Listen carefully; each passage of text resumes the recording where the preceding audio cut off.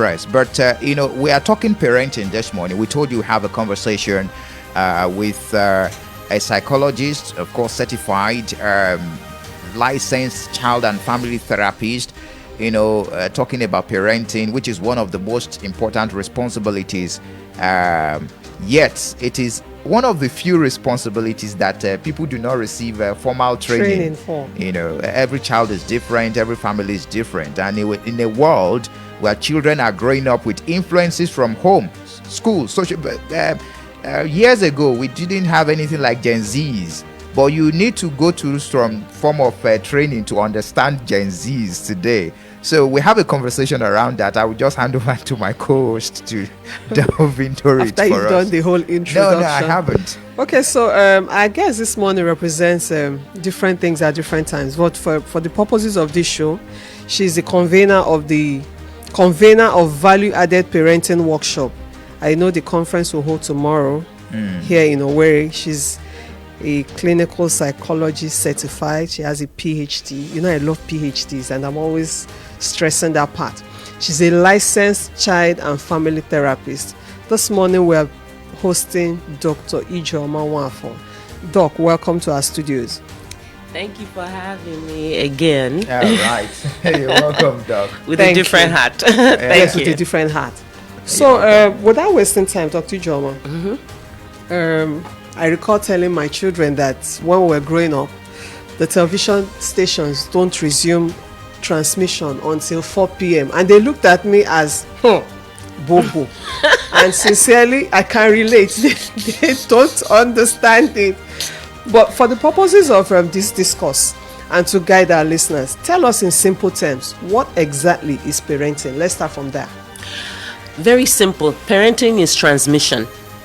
So whether you're transmitting structure, discipline, character, religion, even the way you eat is transmission. Just to keep it simple, parenting is transmission. Parenting is transmission. Yes, you're transmitting. Let me call my colleagues to take notes. I hope Spike and David are listening. Parenting is transmission. But just a moment. Many parents believe that providing everything for a child needs materially is enough. Not at all. It's the other way around. Okay. Sorry, I don't know land. So where does parenting go wrong when provision is mistaken for connection? Because you call it transmission. There must be a connection before there is a transmission. Okay, so you're correct, but parenting in and of itself is transmission. So now you're now going into what needs to be there for the transmission to be healthy, because the transmission can be faulty too, but it's transmission. Let's be clear. That's an objective, neutral way of looking at parenting. Now, what needs to be there for the transmission to be healthy is what you're talking about. First of all, yes, there needs to be connection, emotional connection. Emotional connection, I repeat. So that means that before you can correct, there has to be connection. And the ability to correct and groom and nurture a child relies heavily on the quality of the connection. Another thing that needs to be there is communication. There has to be communication between the parent and the child. Now, on that communication, you now start asking yourself the quality of the communication. Likewise, if you communicate to your child the way people did back then, it will not work. Some of us grew up in environments where we were seen and not heard. So the child never really had a voice. So communication is really important. And in this time and age, it is important that we recognize that children are people. I repeat, children are people. They are not small creatures that have a different standard. They are people. So what does that mean? It means that when you're communicating with a child, you should watch your tone, you should be respectful, and you should be considerate. Then we have talked about connection, we've talked about communication, and the third thing that has to be there for the parenting, the transmission to go well, is consistency.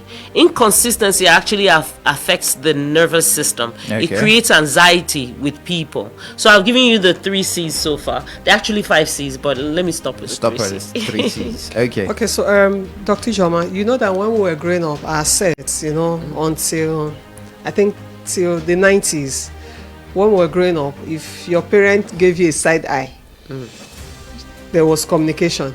And these days you look at a child someone, and then a smart child say, "Mommy, why are you doing your eyes like this?" I don't know, but I'm so glad you asked that question. Go ahead. So lots of persons, the way we were raised, I don't know if there are actual perfect definitions. We had authoritarian parenting, we have authoritative parenting, we had permissive parenting, and then we have uninvolved parenting. Correct. But speaking from the perspective of a specialist and an expert, what parenting style? Not exactly, because I know that each family culture and location plays a major role. How do you sum up this, or better still, are these still the type of parenting we have? Yeah, they're still the type of parenting we have. One, the authoritative tends to you have the authoritarian, and you have the authoritative, and you have the permissive, and the uninvolved. All those things still exist. You want a parent who is authoritative. Like they speak with authority, but they're not authoritarian. That's my voice is the only thing that goes. Just like when you have authoritarian leadership, it means that goes back to what I was saying. Children are human beings, so you should be having conversations with your children, not commanding them all over the place. Now, another thing is that because in our generation, children were seen and not heard, while this generation, they're even more heard than they are seen. They are more focused on influencing, and they are more focused. I was watching something today, a good friend of mine shared, where basically they're saying that this Gen Z, they are all about influencing, not about building. So that means communication has to change a bit. If you're going to be giving your children left side eye for them to know they're misbehaving, I'm sorry to tell you parents out there, you have to sit down someday and say, look, when I do my eye like this, it means you're doing something wrong. Or like our time, it didn't need to be said, but now you need to say it categorically and explicitly. It's just, that's where, but then I want you to appreciate something. The side eye is still a tool. The difference is how it's delivered. Before, it was delivered without communication, and we understood, because that was our generation. This generation, they're hyper sensitive to communication. So you have to communicate that your side eye means you're misbehaving, stop it. And I know it sounds crazy, but I tell you, if you try it, you will see the difference. Your children now know that if mommy does this, she means stop what you're doing. But you must communicate it. That's the difference. When you talk about tools, there were several tools that were used back in the day for correction. Correct. You had the slippers. That was the closest The one. skull. Then That slippers is called Okay. weapon of. Then you have the broom. You have which one? This one that they used to stir things. What's it called? Right. Something to turn the air by. Yes. Yes. Yeah, but so those are tools that were available to parents back in the day And for correction. canes. Now my question is, where do you draw the line between discipline and emotional abuse? Because a lot of children today, they see it as a punishment. But back in the day, when someone like me, when I was disciplined, I understood very well that it was to correct me from doing what is wrong. Okay, very good question. First of all, punishment is not a bad thing, but punishment is not designed to inflict pain, and punishment must not be physical. But that all depends on how you started. That's actually one of the things that inspired me to convene this value-added parenting. There's an increase of child abuse. Okay. And oftentimes, I'm so sorry to say this, I've gotten a lot of backlash because I speak. I don't care whose ox is called.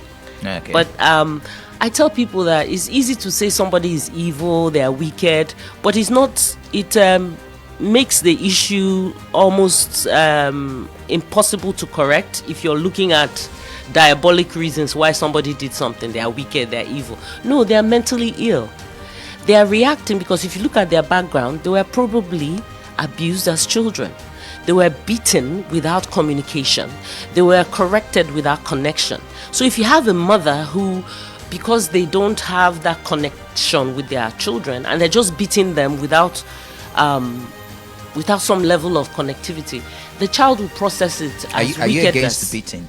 No, I'm not. Okay. I'm not against disciplining a child with flogging or whatever, but let it be on a platform of love. You can't just not show a child love or show a child connection, and then all you do is beat. You're creating a monster for tomorrow. So what I'm saying is, again, I'm holding parents accountable. Let me shock our audience, some of you who may not know this. From ages birth to 6 is the most structured time you can use fear or boundaries to manage your child. So that means that the flogging is not going to induce pain, but it's going to tell the child, it's communicating that mommy or daddy is upset. Now, when they get older, once they get older, if you don't discuss why you're punishing the child, whether you want to do it physically or emotionally or whatever, it makes the child build resentment towards the parent. And if the child has a rebellious spirit, you're going to lose that child over time to people who are more loving. That's why by the time they become teenagers, some of them join gangs or find identity elsewhere because they don't feel the connection from the very person who thought they were disciplining them. So what I'm also saying is that unto thine own self be true. If you know that the way you were raised didn't quite sit well with you, change it. There's nothing wrong with that. Your parents did what they knew how. You know better. Some parents are afraid that if they are too gentle, their children will become disrespectful. It's gentle or uncontrollable. Okay, that's what I'm saying. Is what why must our idea of not being gentle be reduced to physical violence or inducing pain on somebody we say we love? Isn't that contradictory? Again, I'm not also saying, let me make this clear. I'm not saying you shouldn't flog, but your purpose for flogging should be because you're trying to express that you really disapprove that behavior. It should not be because you want to induce pain on your child. And it must be from a place that the child knows that they are loved. Because if a child knows that they are loved, by the time that person who loves me is flogging me, I must have really messed up. I don't know if that makes sense. Yeah. Okay. So you can't not be connected to your child emotionally and you flog them, and then automatically you think they would appreciate. Let me use myself as an example. First of all, I became a psychologist when I was a single lady. And when I was practicing, parents will be sent to me through the court system, through schools, and every time, most of them will say, I'll tell them certain things to do to manage their children, and they'll say, it's because you don't have any children. Do you have children? Wait till you have children, that kind of thing. And then, because of that, it became a challenge to me. When I started having children, I was very intentional. Very, very intentional. And also, it humbled me, because then I realized why those parents were challenging me, because all those things I was telling them is not easy, but it's intentional. Do you get what I mean? Now, did I flog my children? Absolutely. But I also stopped flogging them very early. Like by 7, I wasn't flogging my children because I put other mechanisms in place. Now, let me tell you why I say punishment need not just be physical. I say need not just be physical. The emotional ones, the social punishments are more effective than the beating. Let me tell you something. For instance, if you give your child love, right? Or if you reward your child and they do something that is wrong, right, morally wrong, you just remove those things you give them. I don't know if you understand. That's called negative punishment, when you remove pleasure, the benefits they're getting. Yes, you remove it. That's punishment. But you must have been given to have something to remove. Do you get what I mean? Yeah. So for me, knowing that with my children, I was giving them a lot of attention, a lot of love, a lot of this, and when they misbehave, I know exactly what to remove from them. It's punishment. Now, when they get older, when they are bigger than you, how would you manage them when they are teenagers? Are you going to keep beating them? Some parents have called me and said, I've even fight with my child. How? Because if you had other alternative other than beating them, you understand, you can still manage behavior. Some parents who give allowance, for instance, once the child misbehaves, they either reduce it or eliminate it completely. Some parents who allow their children play outside, they can stop them, ground them. You can't. Okay, if you give your teenager a phone and they misbehave, you remove the phone. Okay, just so on and so forth. Just a moment. We have parents too who come out constantly to say you're useless. You can never do anything right. Look at your mates. What do you make of those words? Okay, so first of all, whatever you say to your child is exposing how you feel inside. And that goes across board. Sometimes when you meet mean people, just know that they are mean to you because they are hurting inside, they are pained inside. Yeah.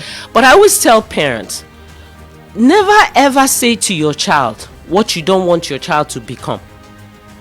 Because the words that come out of a parent is quite powerful.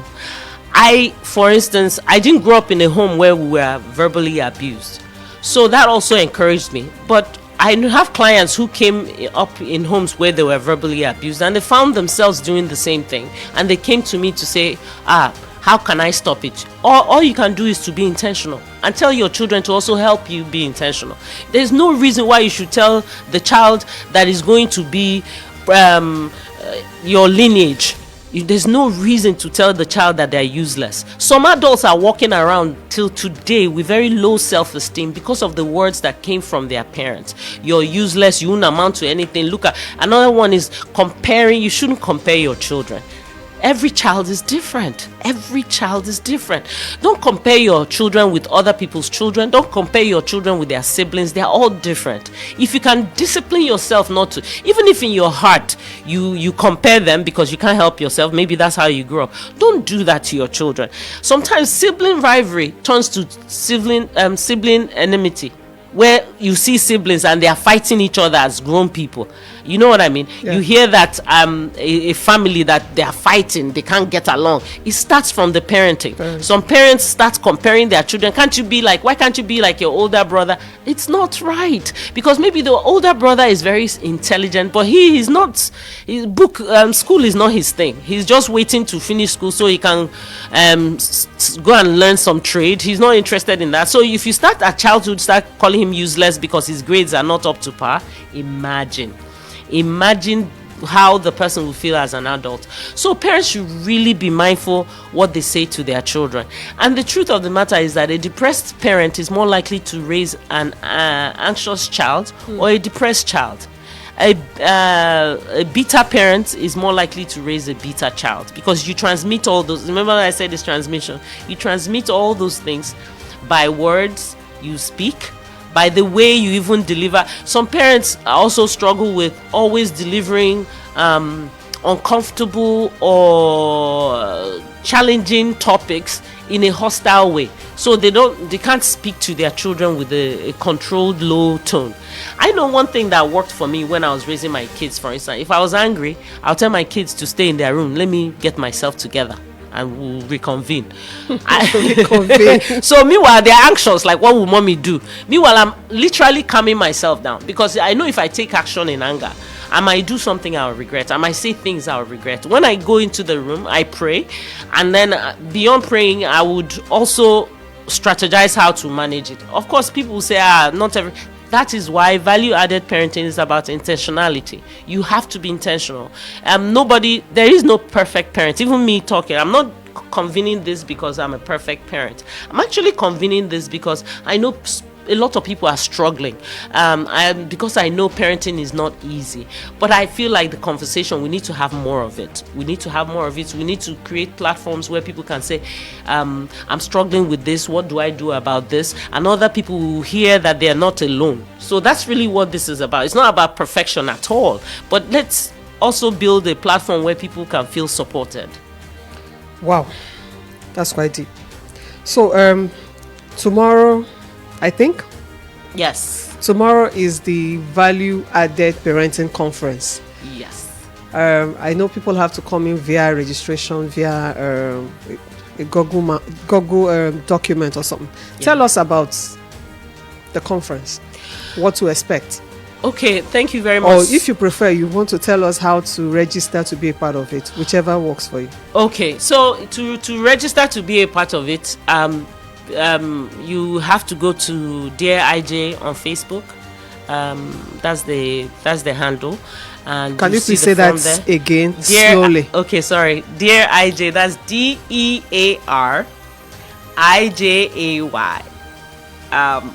on Facebook. You'd have to register. We're having people register because we have limited seating, so we need to know we're closing out. So please, if you want to do join us as soon as possible. And so it's tomorrow at Protea.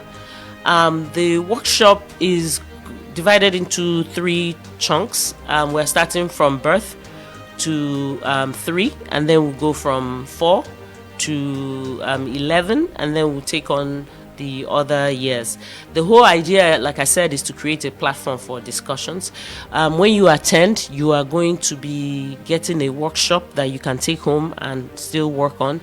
You're also going to become a part of a WhatsApp group, so that you can consistently be in contact with me if you have questions about parenting, and it will give me an opportunity to keep dropping knowledge and information and research that we come across, so that again we're creating a platform of support for parents. Interesting. So you heard that value-added parenting. It will be happening at Protea Hotel. That's tomorrow, right, at 8:30 a.m. For right? registration. For registration. Hill Tour 1.0. Of course, you should be part of that. It's free, totally free. It should have cost 95,000 naira. Wow, you have a lot of information. Yeah, that's the information sent to me by my co-host. So you should be part of that. We'll take a break. When we return, we'll talk much more on parenting, and we also throw the lines open if you have questions for Dr. Ijeoma right in the studio, psychologist, family therapist, licensed child and family therapist right in the studios. We'll be right back. Stay tuned.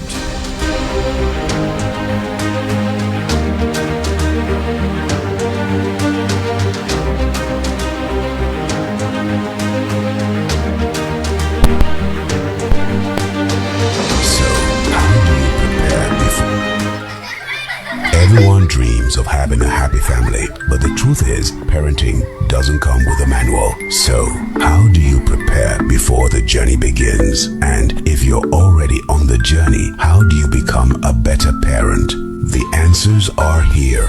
Dear IJ, in collaboration with the Nkemjika Development Foundation, proudly presents Heal Tour 1.0, Healing Every Area of Life. This edition is themed Value-Added Parenting, revealing what no one tells you about parenting.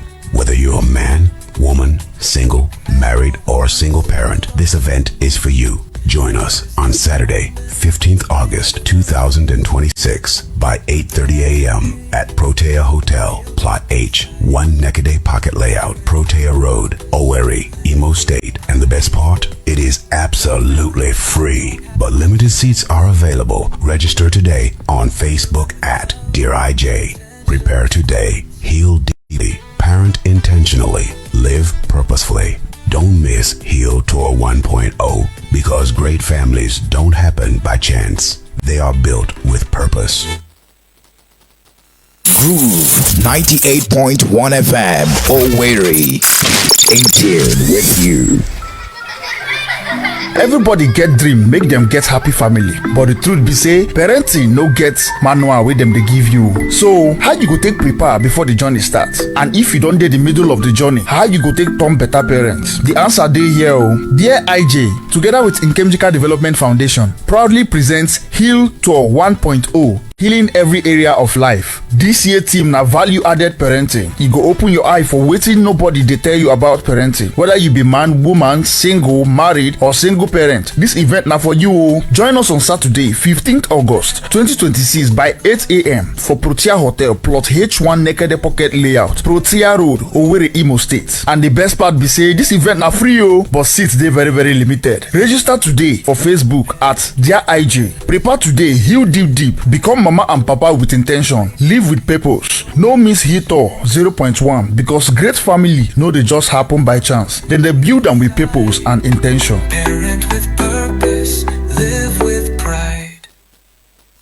Groove 98.1 FM, Owerri, in tune with you. Yes, indeed. Special edition of The Brief right here on Groove 98.1 FM. Friday edition. We've been speaking with a psychologist, licensed child and family therapist on parenting. Of course, you heard from the break that there is a program coming up tomorrow. It's absolutely free, of course, and you also get goodies too.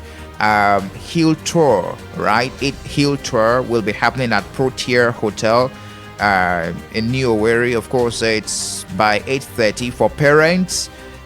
Slots will be given to those on the wait list if you do not if the seats are not taken by 10 a.m. So you have to be there and you have to register online on the Facebook page Dear IJ. But let's return to the conversation we're having on communication, discipline to behavior, relationships, mental and emotional development. Of course, Dr. Ijeoma Nwafor is still very much in the studio, but the lines are open if you want to be part of the conversation this morning.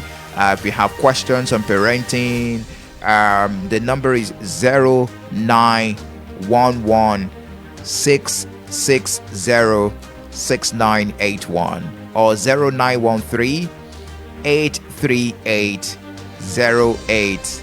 0808. Not lines are already buzzing. We take a couple of calls, then we return to Dr. IJ in the studio. Hello, good morning to you. Yeah, good morning once more. Yes, Michael. You're welcome. Good morning. And Angela. Welcome. And good morning, our resource person here. Good morning. Yeah, this is Ahmad Akol from Uche City, Owerri. All right. And my questions go this way. What do you say about the liberal way of raising children in the Western world and that method of raising children in Africa? Which one do you think is better? And another thing about the behavior of a child, what do you consider or how do you consider the genetic factor? Because scientifically, it's proven that first, life is concerned, human beings are concerned. The main thing that controls our behavior is our genetic makeup. And if a child is there a way in raising a child, maybe the genetic constitution is not yet proper, then you can make his or her behavior become positive. That's my question. Amma from Italy. All right, thank you, Amma. I hope you're noting the questions because we have to take more calls to get more reactions so that you answer them on a stretch. All right, then. Hello, good morning to you. Hello, you're welcome. Yeah. Good morning. Yeah, good morning, Mr. Mike. Yes, you're welcome. Is Catchison married with children? Okay, that's a personal. I take it back. It was just a polite joke. Go ahead, please. No, it's no problem. Yeah, my name is Catchison from Good morning, they get to the studio. Good morning. Yeah, thank you very much for coming. Yeah, there is something the Bible said, train up a child is a way he should grow, and when he is old, he will not depart from it. People like us, we are groomed right from the young, compelled the tenets of God, even to this age. So I want to tell you that personally, I am a godly child. To God be the glory. Please congratulate me, man. Congratulations, How do we Catchison. confirm that, Catchison? Go ahead. Yes. Okay, I want to ask you salient questions to the guests. Yeah, number one is this. Why is it that in today's Nigeria, some parents will employ the hair services of a maid, to help them in house chores and the rest of it. And it is obvious, glaring and crystal that their attitude towards that maid and their biological children are totally different. We see cases of maltreatment and all that. Maybe, December. Azolo Mungo, who were Christmas, Agazolo, and the Medeha, and they will look totally different. So, why is that a segregation there between the attitude of a parent towards his biological children and the maid? That one is one. The second question is this. When we are going to school, in fact, our parents encourage our teachers to even discipline us.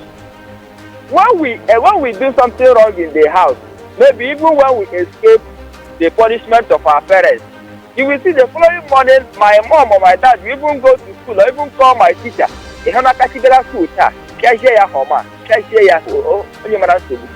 You know, but today now you find that when a child is being flogged by the teacher in school, their parents seem asking them, why did you flog my child? And begin to question, don't flog my child, this, he is sick, he is this, okay, wish.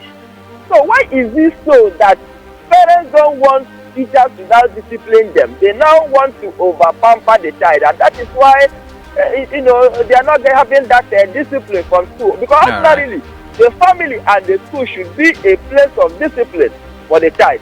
So please answer these two questions. Mr. Mike, you're already timing me every time. Sorry. That one, no, but he also confessed that he was. Hello, Yes. welcome. Welcome. Good morning to you. Good morning. Good morning, sir. Elder Richard Nwafor. You're welcome, Elder. Elder, welcome, sir. Good morning, sir. Michael and Angia, you people are doing well. Thank Thank you. you, sir. Mrs. Nwafor, I greet you. You know me, but I'm sure you have forgotten the face by now. But Good morning, be that sir. as it may, I want to ask just one question. As parents, how do you manage some of these social diseases that come up in the children? Kleptomania and nymphomania. Thank you. Thank you. I appreciate you there, Elder Richard. There. One more, then we return to Dr. IJ in the studio. 0913 838 0808 or 0911 660 6981. Good morning to you. Good morning. Good morning. Welcome, sir. All right. Can you change your location? Your line is breaking. Seems it is raining in your area or something. All right. Okay, let's manage. Okay. Now, I just want to ask you, would you support spend at school? Will you support what? Hello? Goodness. If you can call back, we will appreciate that. The line is muffled. All right. Thank you. Let's return to Dr. IJ in the studio. We will return to the phone lines to take more calls. We understand that you have a lot of questions, and we have the right person in the studio to ask those questions. Yes, Dr. IJ. Okay. So the first question was about nature and nurture. It's an 80-20. You know what they call Pareto's law. It's an 80-20 phenomena. So nature is 20%, but it's a very concentrated 20%. But nurture is 80%. It's not as concentrated as nature. So what does that mean? It means that, yes, quite frankly, there are some things that is follow-come, it's genetic. However, if it's some genetic, science is showing that you can actually modify some genetic dispositions. For instance, even in physical health, if you know this whole thing, people keep saying, oh, everybody in my family is fat, and that's why we have, when you now examine it, you find out that it's just because the wrong eating pattern has been passed from one generation to the other. It has no biological explanation, but over time the gene starts being modified to have high fat cells. But once one person breaks the mold, starts exercising, eating right, reducing their starch, you notice that that's how it is with behavior. Transferred from one generation to the other. That's how it is with parenting. You come from a family where people abuse their children. All it takes is one person to say, wait, this is not normal. Why am I telling the child I gave birth to you be useless? I'm not going to do it again. And because you're raising a child who never heard the parent talk down on them, they will not be able to know how to talk down on their own children, and that pattern just changes. So yes, there is nature. I know there are some people who I've had questions about people who ask me about stealing. That some people have that inside them. The statistics is so It's minimal. one of the questions asked. It's very minimal. Most of it is learned. And sometimes I know, like, okay, let me tell you something. I know you can relate. I went to boarding school. There's some students who didn't come with much, and their parents say, well, go there and sort yourself out. You're setting their child up to steal. What is that? Even in university, I've heard a parent tell their daughter, like, all I'm doing is paying school fees. You go and sort yourself out like other girls. You're setting her up for prostitution.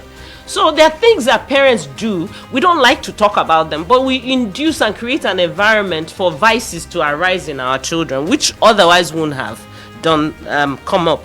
The other question is about liberal versus African.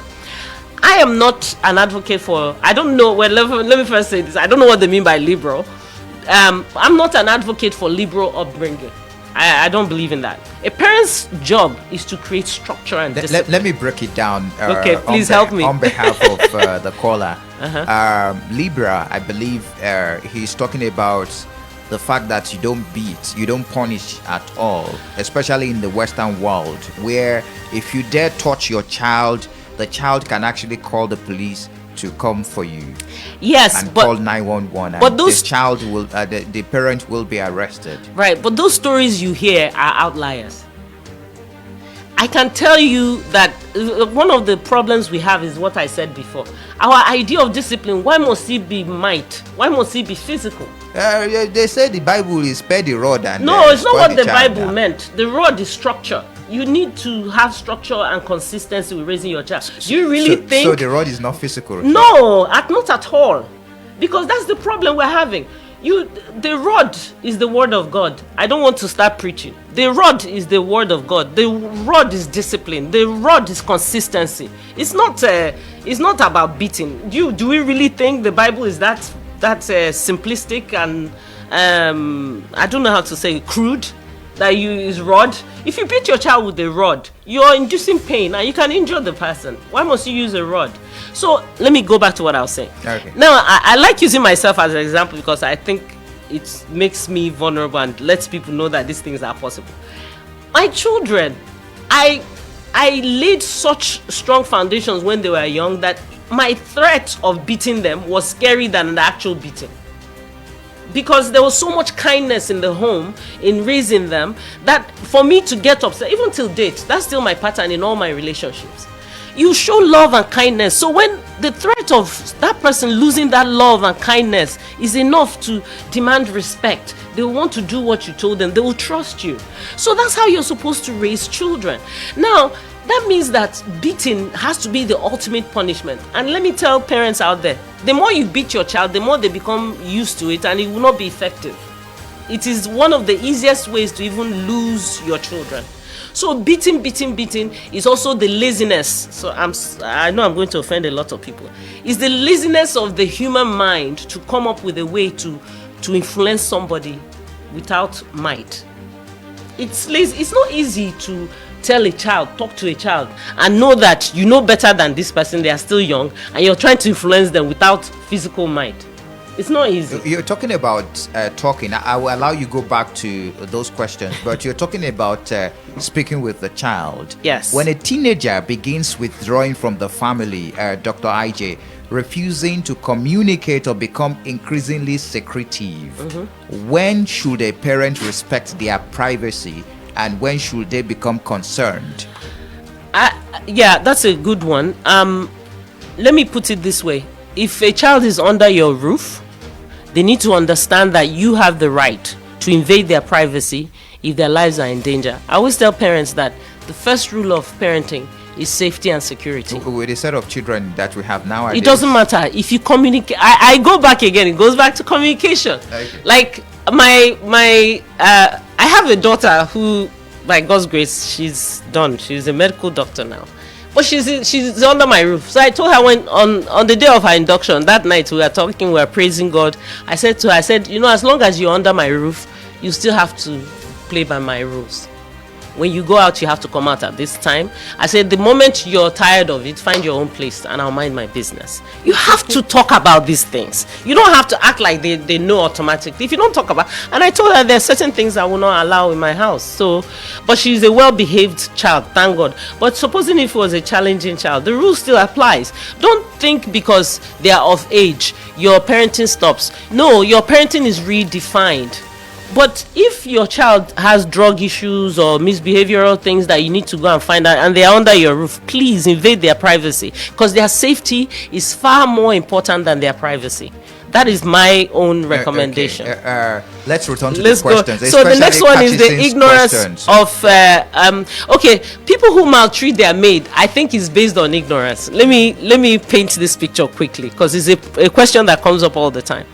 You have your most precious creature, your child, under the care of somebody, and then you maltreat the person. The one that gets me is you go and get a minor child who comes from little or nothing to take care of your precious jewels, and then you maltreat the child. Of course, while you're maltreating the child, there's resentment in the spirit of the child you're maltreating. Who you expect to take care of your child, it's not going to work. That's why it's a very unfortunate cycle, because you're maltreating somebody and then you catch them maltreating your child. They're maltreating your child because you have not had added value to them. Now, for me, it's ignorance. If you bring a house help or a nanny, treat them well. And if you're using them as a surrogate parent, treat them the way you want to be treated, because they are the ones raising your children for you. I'm not here to pass judgment on people allowing people to raise their children, because I have a theory. Not every woman will get married. Not every married woman will have a child. And not every mother is mothering and nurturing. So every step of these things I said, there are assumptions we make in our culture. If you're a woman, you'll get married. If you're married, you have children. If you have children, you know how to raise them. You'll be a good mother. They are assumptions. So when people realize, when people realize that they are falling short in any of this, it's okay to ask for help. The person is being Christian misfit for the society, especially in the African society. Exactly. If you do not get married. Yes, but that doesn't mean, just because that's the social judgment doesn't make it right. I'm just being factual. It doesn't just because we make those assumptions doesn't make it right. I'm just saying that in every step of these things I just mentioned, these are assumptions I just mentioned. If somebody again, let me use myself. I knew from the word go that I'll be a working mother. I also knew that teenagers need structure and supervision. There's no way I'll be working and be able to give them the kind of structure and supervision. So I decided very early, and I told my husband, their father, that look, our children have to go to boarding school because they need structure and supervision. And with my hunger for the corporate world, I won't be able to give it to them. So all my three children knew. I was talking to them about it when they were in primary school. Look, you're going to boarding school, to the point where my last baby, she took ill and she became anxious. Mommy, am I still going to, because boarding school in my house became a rite of passage. I still want to go to boarding school, and she ended up to the glory of God. But the point I'm trying to make is that I knew my limitations. I'm encouraging parents out there that they should know their limitations, but please do not maltreat the person who is assisting you raise your children. It's ignorance. All right. I will want us to return to the phone lines, right? But don't forget that Hill Tour 1.0 is happening tomorrow at Protier Hotel. You can register online. Go to Dr. IJ on Facebook, right, and register. There's a link that for you to use for your registration, or better still, you go to Protier Hotel from 10 o'clock, all right, from 8:30 a.m. Registration starts at 8:30 a.m. and entrance is free, absolutely free. You have to register. But you have to register. It's important that you register. It's tomorrow, 15th of August, Saturday. We return to the phone lines now. Let's get some more reactions. The lines are still buzzing. 0911 660 6981. Good morning to you. Yeah, good morning once more. You're Sorry, welcome. before now, I used to think that what the Bible means by sparing the rod, what the Bible means by rod there is care or punishment. Thank you. I'm out from Mississippi. All right, Elder Ahmad there. Thank you for sharing. On learning. Yeah, 0913 838 0808. Good morning to you. Good morning, Michael. Yes, sir. Good morning. You're welcome. My question was not answered Which one is that? about managing kleptomania. Yes, Okay. I have done this. Okay. She'll answer. She will Okay. answer immediately. Let's take that question. Yeah, so he said social disease. Let me be clear. In psychology, Any mania means that the person has no neurological or mental control over that particular behavior and is chronic and repetitious. So sometimes we use words anyhow, but manias are actually a mental health illness. So that means that when the person the anxiety is expressed towards those vices. So kleptomania means stealing without control. So there's a rumor, for instance, that the Queen Elizabeth's mother was a kleptomaniac. So obviously she has money. So it's not even about stealing because you need those things. Then nymphomania means that impulsive, erratic, and repetitious sexual behaviors. So all of those things, if you look at them, they are rooted in anxiety. So professionally, I should say the person should go and see a psychologist or a psychiatrist, because once they are put on medication for anxiety, it should be managed well with therapy as well. But really, we're finding out in studies, people who have nymphomania have a history of child sexual abuse. They were abused as children, and that's another thing we need to. In fact, tomorrow I have 2 people coming to join me to speak differently about the increase in child sexual abuse in our molestation in our society. So when those people grow up, even some men you see that are promiscuous, we don't talk about it enough in our society because it's covered with men are strong. They say it's something by nature, polygamous by nature. But really, if you look at it, there are men that were molested sexually as children, and so they are trying to prove their manhood by having sex with any and everybody, trying to prove that they are not less of a man. And when we talk about child sexual abuse, please let it be clear, boys are molested as well. It's not just girls. So please be vigilant with your children, who you leave your children around, whether they are relatives or not. There are some rules, there are some boundaries, and we're going to talk about it tomorrow. There are some boundaries that need to be laid down. You understand? Because human beings are human beings, regardless of the blood relationship. Dr. Ije, at what age should parents begin talking to their children about difficult subjects like sex, relationships, peer pressure, drugs, and online safety? I would say you start as early as they can talk, but the language changes over time. So, for instance, when your child is 3, they should know all their body parts by their actual biological names. Do you understand? Now, when they know it by the actual biological names, maybe by 5, you start telling them that don't use this word here, because some people might look at you, but that's actually the name.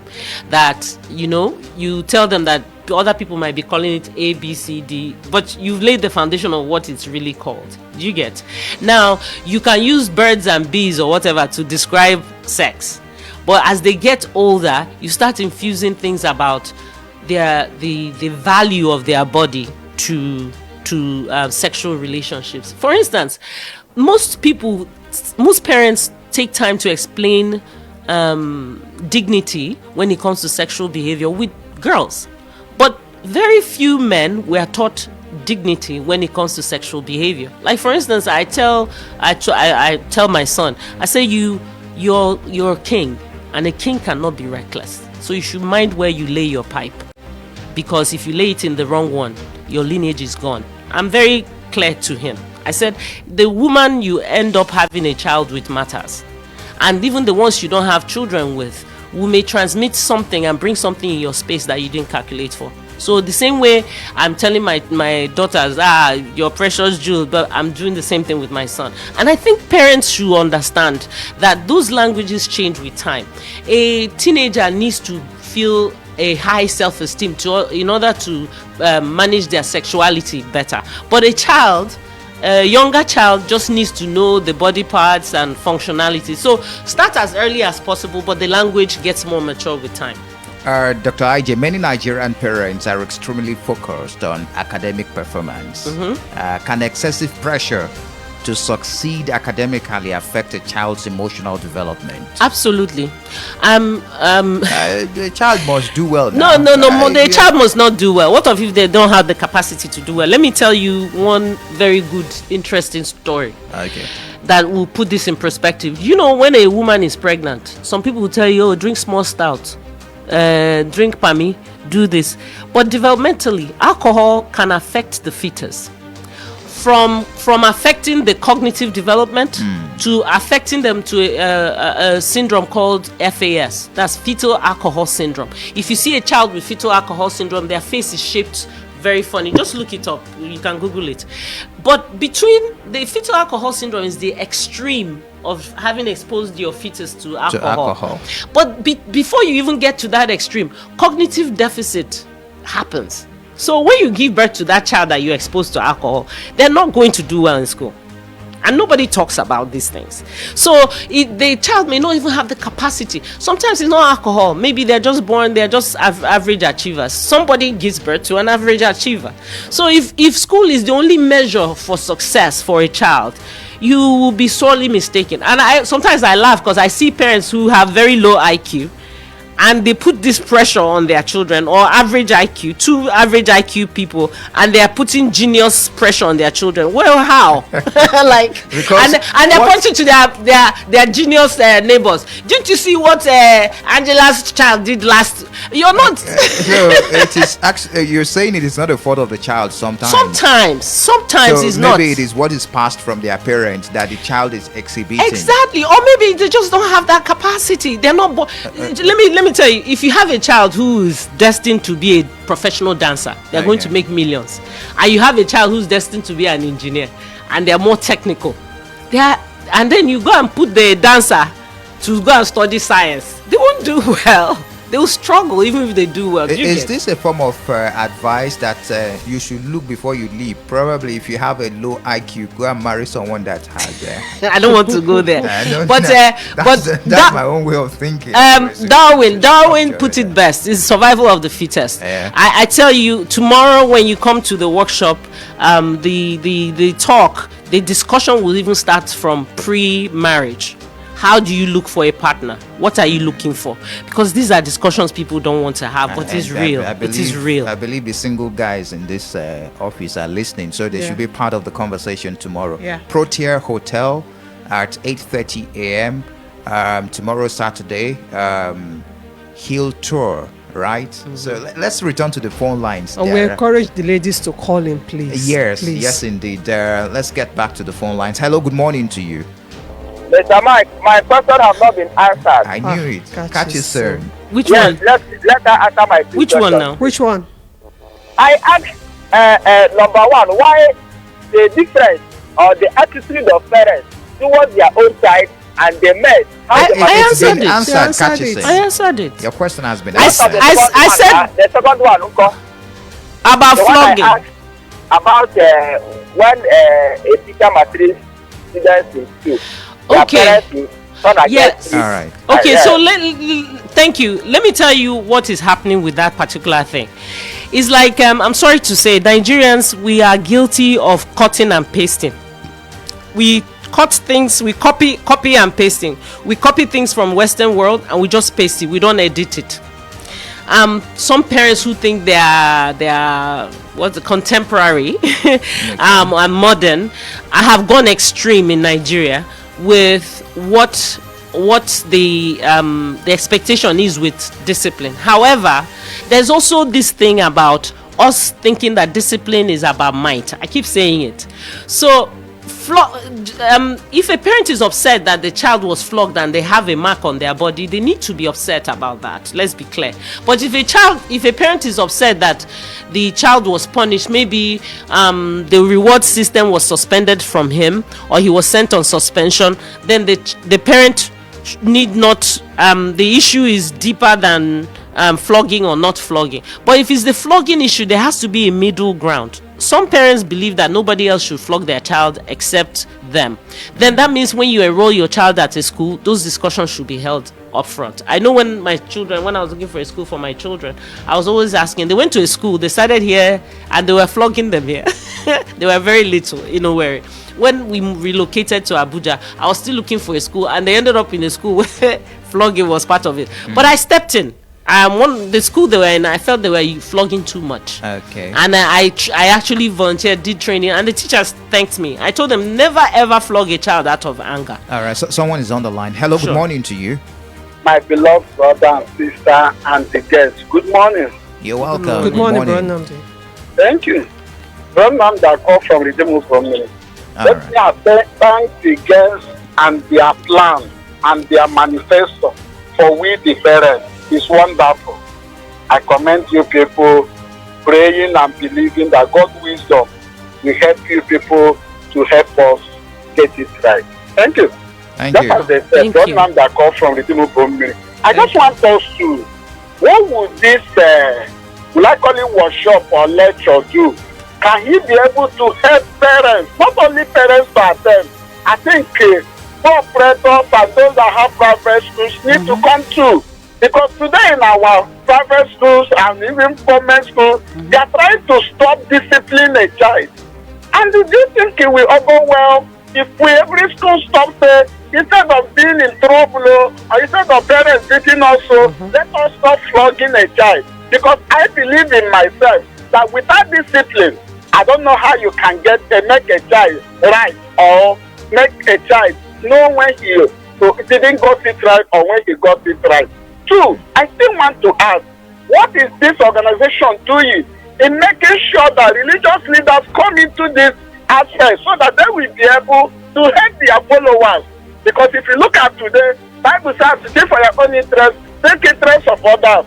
But most of us who are mothers and big mommies find it difficult to help people, knowing that the mate is born by somebody, just the way you born your own child. And if you mean well for your children, you need to mean well for other people's children. Absolutely. That's why the circumstances are surrendered the way they come to you. Lastly, I still want to appeal to you to make sure that these modern time mothers are being taught very well. If possible, take this message to the communities. They will pay for your transport and other things. So that current mothers today will know how to handle the children. We are thinking that we are pampering our children. We love our children very much. But they are going astray and sometimes become bigger than the parents. I pray that this workshop will help us and we will learn from it. Thank you and God bless you. Thank you there, bro Nnamdi. Let's see, because of our time, we need to step out of the studio right now. Let us run through what we're expecting tomorrow again. How to register, the venue, and also the time. Okay, so you go to Dear IJ on Facebook, DEARIJAY. Again, DEARIJAY. Okay. To register. It's going to be in Protea. 8:30 registration starts. And Protea Hotel. And expect to live by God's grace with a lot of knowledge, tools, and mindset shift that would help us raise better children for a wonderful generation ahead. Thank you very much. Thank you. Thank you. I appreciate you for joining us, Dr. IJ. That's Dr. Ijeoma Nwafor. She's a psychologist, licensed child and family therapist, of course, bringing professional knowledge and practical insight to the complex world of parenting. Thank you so much for joining us this morning. Thank you for having me. All right. So you've heard Dr. IJ. You don't have to, those things you think is actually deliverance your child needs may actually be knowledge on your own side. I encourage you as much as you can, be at Protea tomorrow. Learn. At least we just learned that spare the rod doesn't mean the cane. It actually means structures. Yeah. That's been our show. Thank you for doing this with us. Thank God it's Friday. Yes, indeed. Thank goodness it's Friday. Tomorrow, we go to Protea. I don't have to wake up so early tomorrow morning for the program. Then Monday we'll be back for another edition of The Brief. Enjoy the rest of your day and keep that locked right here on Groove FM. Thank you. My name is Angela Unko Apolu. Have a beautiful morning. And my name is Michael Oni. Enjoy the rest of your day. Onye ọbụla na-enwe atụmatụ inwe ezinụlọ na-enwe obi ụtọ, mana eziokwu bụ enweghị akwụkwọ na-enye ntụziaka ka esi eme ya bụ ihe. Ajụjụ abụrụ, kedu ka isi akwadobe onwe gị maka